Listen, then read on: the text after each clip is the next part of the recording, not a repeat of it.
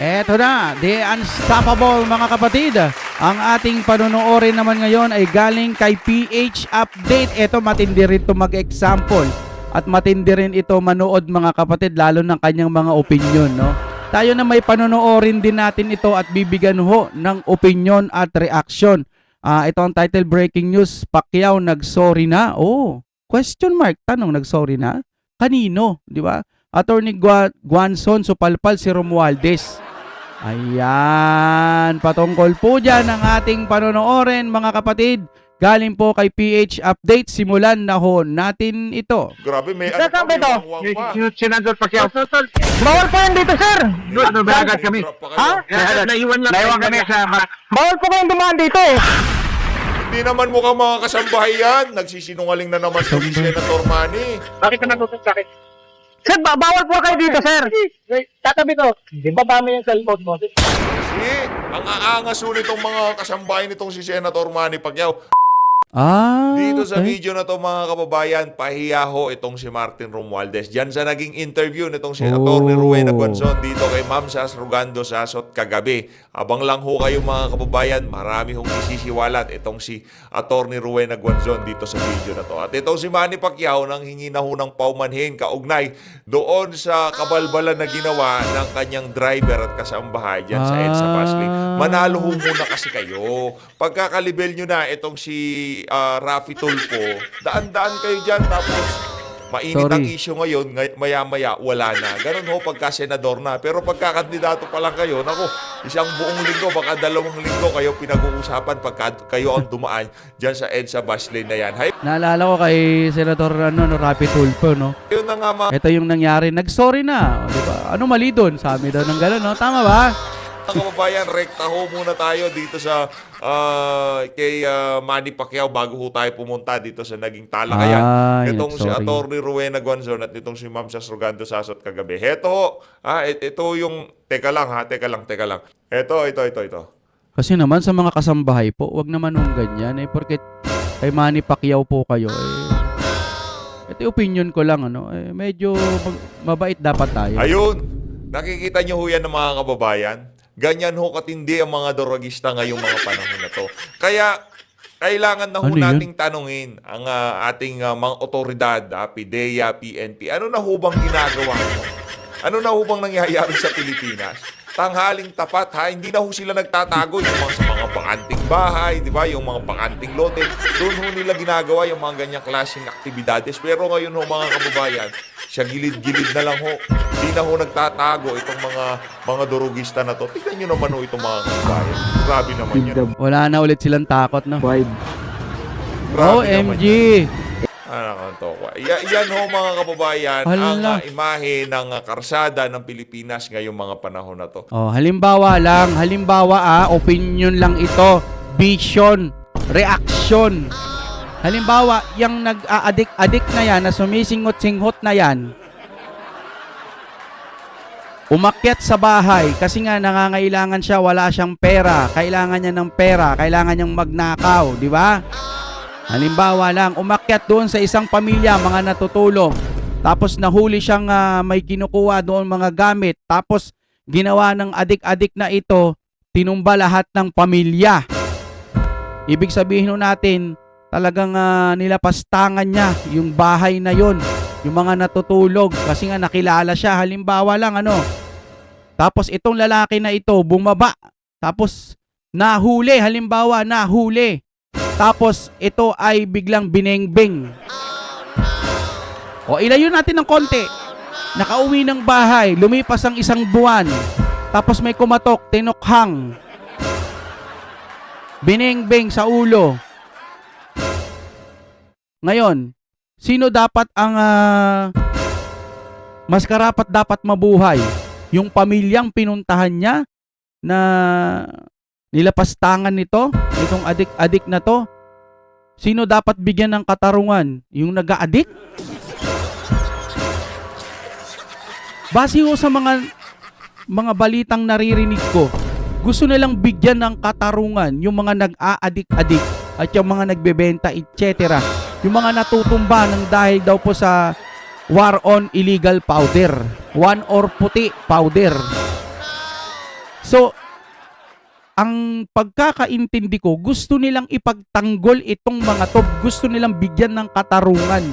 Paano na lang po yung mga kababayan ho natin, yung mga pamilya na sinira po ng illegal powder na yan? Anong gagawin ninyo? Wala pa kaming nakikita na pinag-usapan ninyo sa Senado o sa mga hearing sa Kongreso na pinag-usapan nyo yung mga taong naapektuhan ng illegal powder na yan.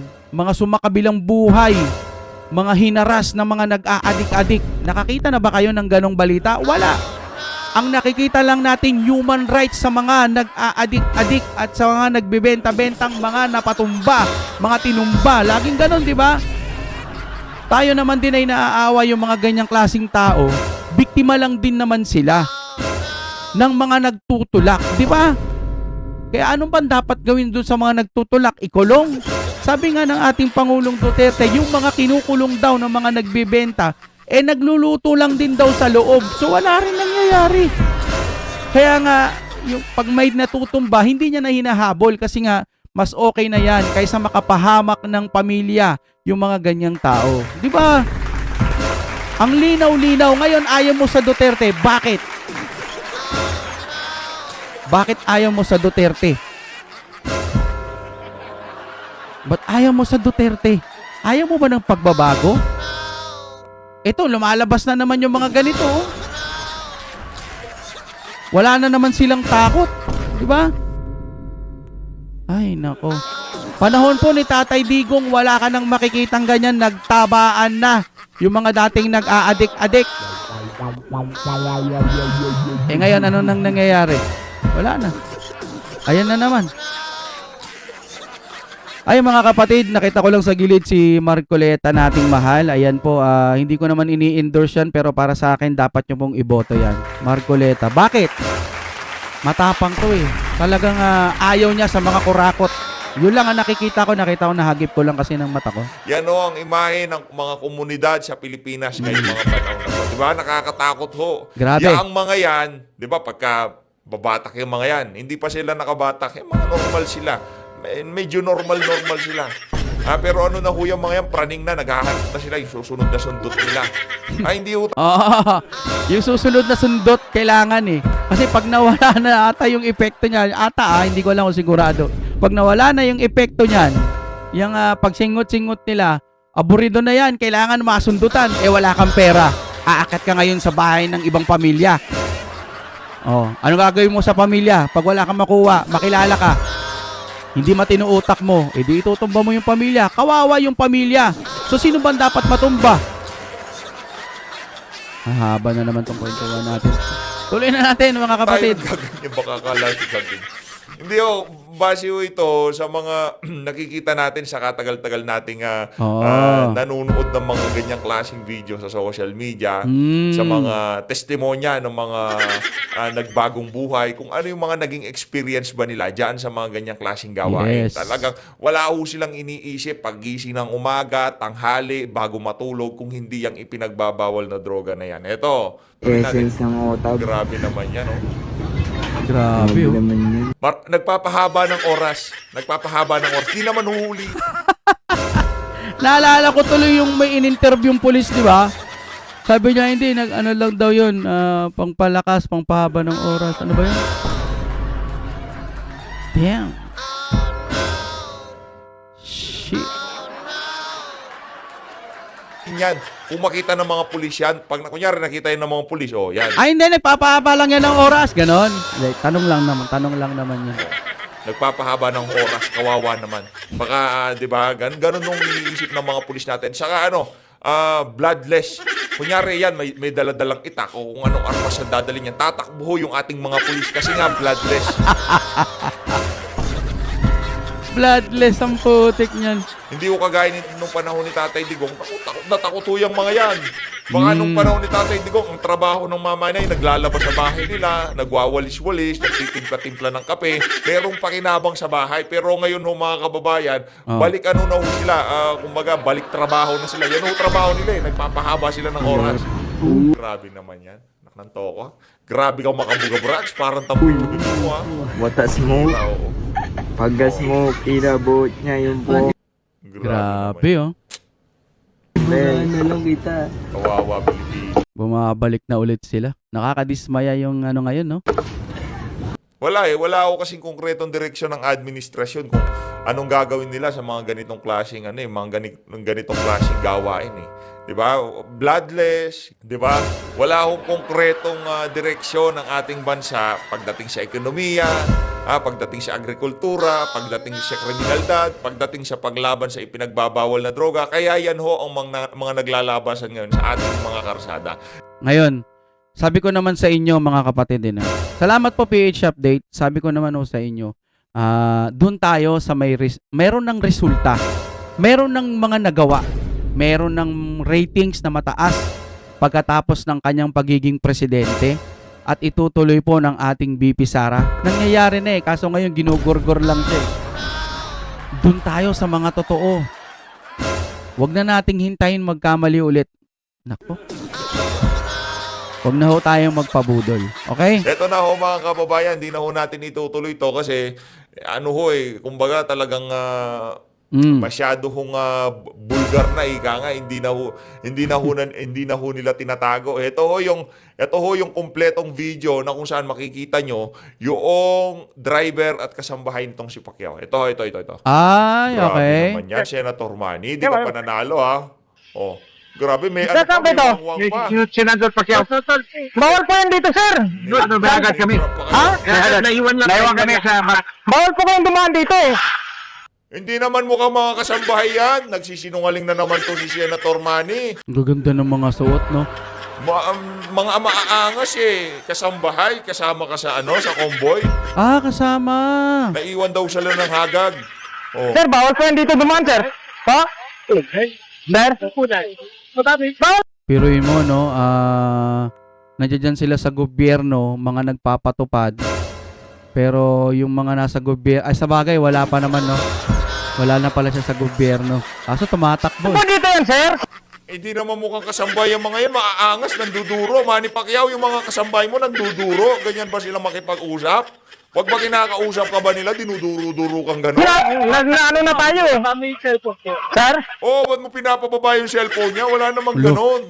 Kung kasambahay to, dapat hindi na ipapababa yung cellphone. Makikiusap siya. Pag ganyan, sir, pasensya na. Kailangan namin nagmamadali lang po kasi may ganitong aasikasuhin. Kaso duduro pa, no? Kala mo may posisyon. At kahit may posisyon ka, hindi ka dapat ganito. Pasensya na ho, nagmamadali ako, nandijebs na talaga ako, di ba? Pwede, Ganun lang naman pwede. Okay lang naman yun eh.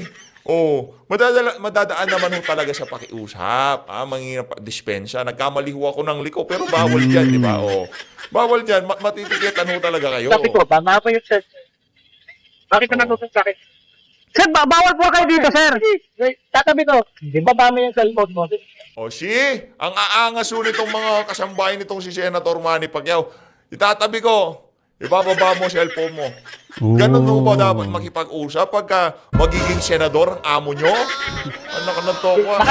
Kailangan may coordination po yung dadaan dito. 5 lang po, President, Vice President. Tatabi ko nga, itatabi ko. Opo, masunod tayo, sir. Lagot. Tatabi daw. Ang angas nitong mga abata ni Pacquiao Dumiretso. Ay, grabe, naka-escalade yun. Escalade yun, di ba? Kada lang escalade. Yaman talaga si Manny Pacquiao. Yun, takbo. Uy!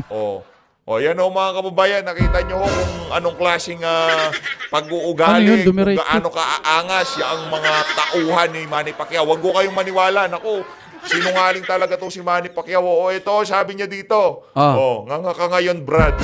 Nakita nyo mga kababayan, hindi mga kasambay. Escalade, sasakyan, escalade. Kasambahay, ganon. Shit na to. Sa bagay, sa sobrang yaman mo na. O paubos na pera mo, kaya pumapasok ka sa politika. Ito, okay? Sir, sorry. Habol lang kami, sir. Sir, yung sa EDSA busway incident lang, sir. Ano pong naging action niyo doon, sir? Inalis ko yung tao ko at pinagalitan ko at saka sabi ko maling-mali yung ginawa ninyo. Bakit nyo tinakasan yung loan mo, sir? At pinabalik ko doon, kunin nyo yung ticket, magpatikit kayo dahil mali yung talagang ginagawa ninyo at inalis ko na sa grupo ko. Hindi niyo inalis mo na, Brad. Pero sigurado ako, marami pa sa mga tauhan mo, ganun ka-arrogante at kaangas. Ha? Baba mo yung cellphone mo. Hinalis, ha? Tatabi ko, baba mo yung cellphone mo. Anong klaseng kalokohan yun? Ha? Pati ba naman yung pagkuha ng ano ngayon sa pampublikong lugar, pagkuha ng video, bawal na rin? Ha? Gumawa ng karumaldo. Di ba nga yung mga sa ibang bansa ho, meron pa silang dito, body cam? Ano, pinapababa ba yung body cam? Hindi naman. Bawal ho yun, ebidensya yun. Kumbaga, protection yun ng mga nanguhuli. Paano kung baliktarin sila?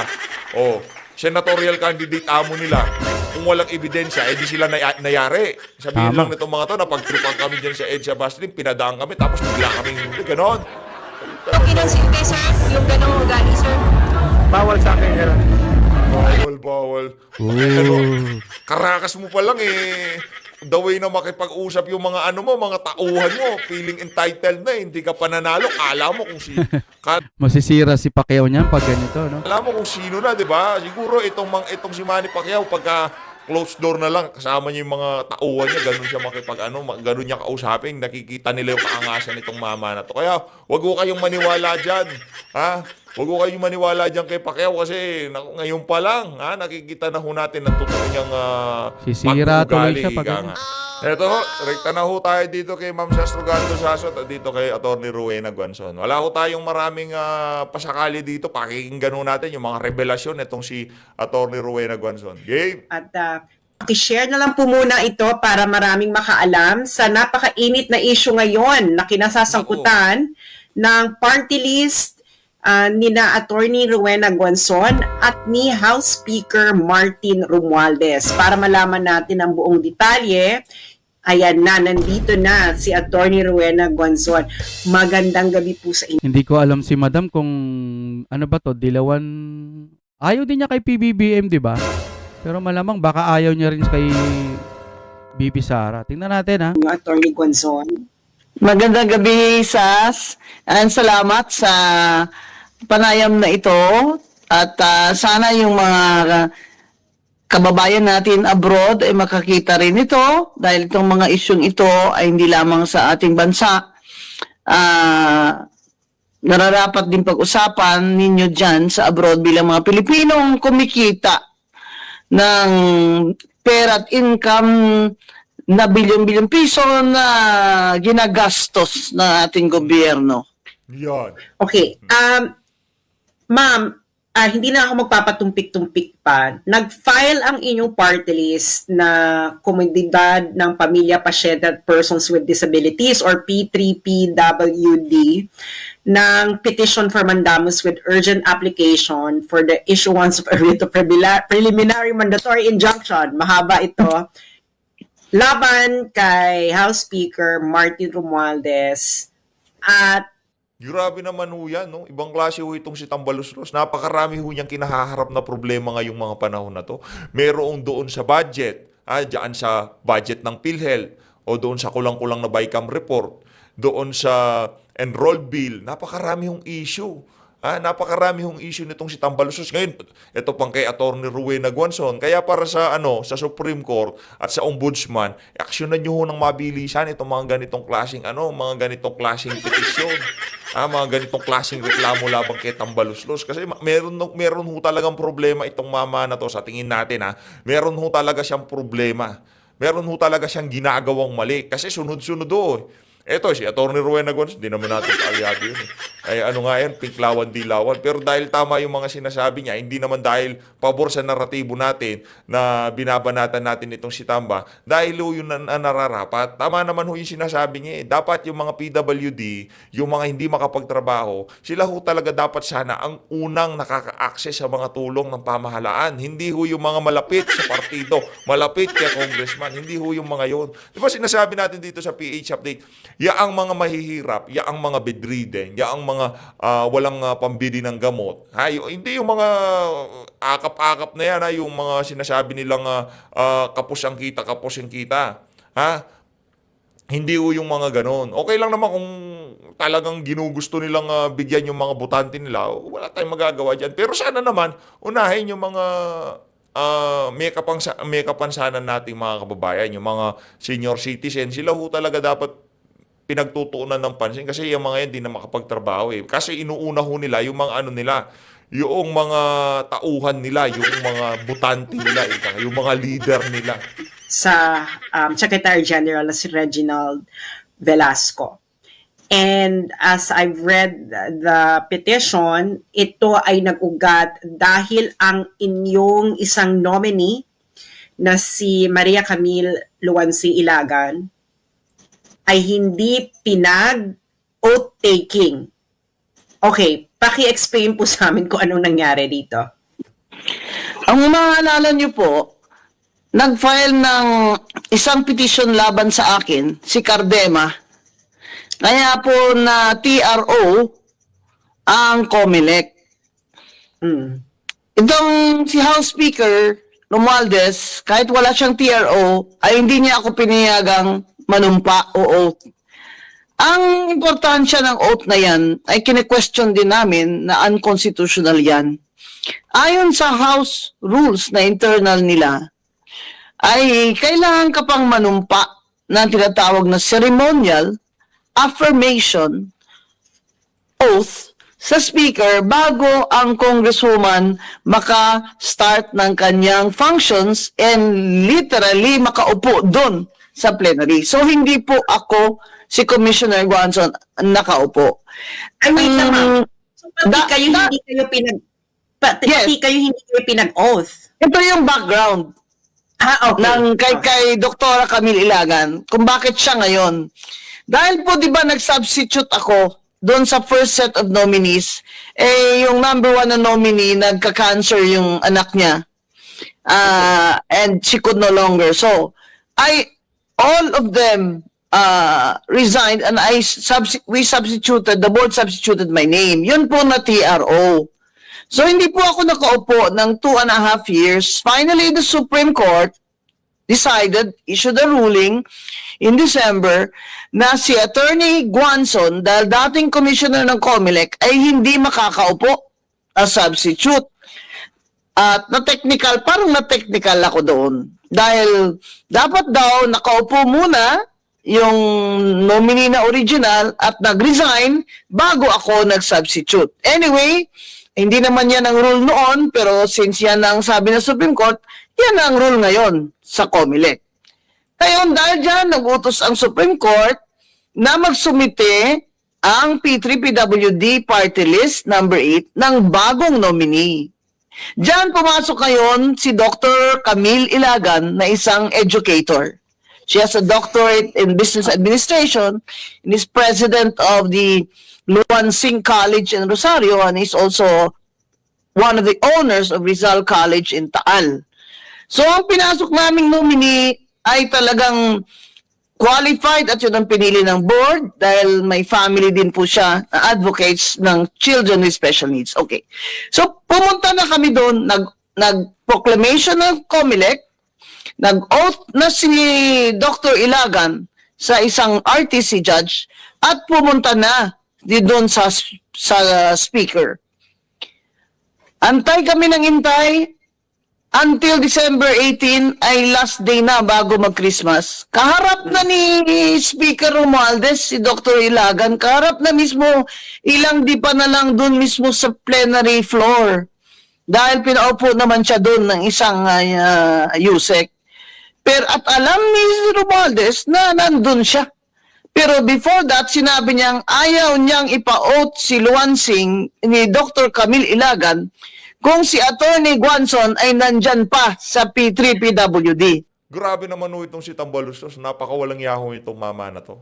Wala ho siyang pakialam kahit na yung particular na party list na yan. Talagang napakaganda ng advokasya. Talagang gusto makatulong sa mga PWD o kung ano pa man. Pagka ikaw, sigurado hindi kanya mahahawakan sa liig kagaya ng mga makakaliwa, yung sasama sa kanilang mga kabalbalan. Yan kasi si Atty. Rowena Guanzon, napaka-vocal ho niyan sa mga kabalbalan ng administrasyon. Siguro natansya niya, hindi niya mahahawakan si Atty. Rowena Guanzon. Kaya habang nandyan sa party list na yan, hindi ho siya panunumpain. Ang nangyari ho, kahit na binoto na kayo, ng mga sektor na nasasakupan nyo, ika nga, o rinirepresenta nyo, wala ho yung magagawa yung boto na yan pagka yung si Tamba ayaw ho kayong panumpain. Favorite talaga ako dito ni Romualdez. Sinabihan siya nang nag-introduce sa kay Dr. Ilagan na Mr. Speaker, hindi po si Commissioner Guanzon ngayon. Iba, wala na po yun. Bago na po ito, si Dr. Camille Ilagan at ready na lahat. Ayun yan. Ayaw pa rin niya. So, nandun sa plenary, nakaupo, kaharap sila, ilang di pa na lang na-adjourn ng Christmas na hindi naka-oath si Dr. Ilagan at umuwi kaming luhaan. Yan. Pero Sandali, ang madam. totoo talaga dyan, hina-hide and seek kami ng Secretary General. Kaya Sandali, hanggang nagsara na lang ang session, ay hindi pa rin na-oath si Dr. Camille Ilagan. Kaya nagpunta na kami sa Supreme Court on a petition for mandamus to order the Speaker to administer her oath. Okay, sa Attorney Guanzon, ito lang ang hindi sa amin malinaw. Sabi nyo kanina, nakapag-oath na si Dr. Ilagan sa Judge. artist. Judge. Yes. Yes. Hindi ba parang dapat counted? Oh, dapat yan. Kasi yan ang nakalagay sa batas eh. That a public official can assume her functions after she's proclaimed and after she has taken her oath. Dinagdagan ngayon ng House of Representatives na binigyan ng power ang Speaker na kahit na ganyan lang ang requirements ng konstitusyon at batas, ay hindi pa rin makakaupo ang congresswoman namin kung hindi pina-oath of affirmation, ceremonial ang tawag nila, ceremonial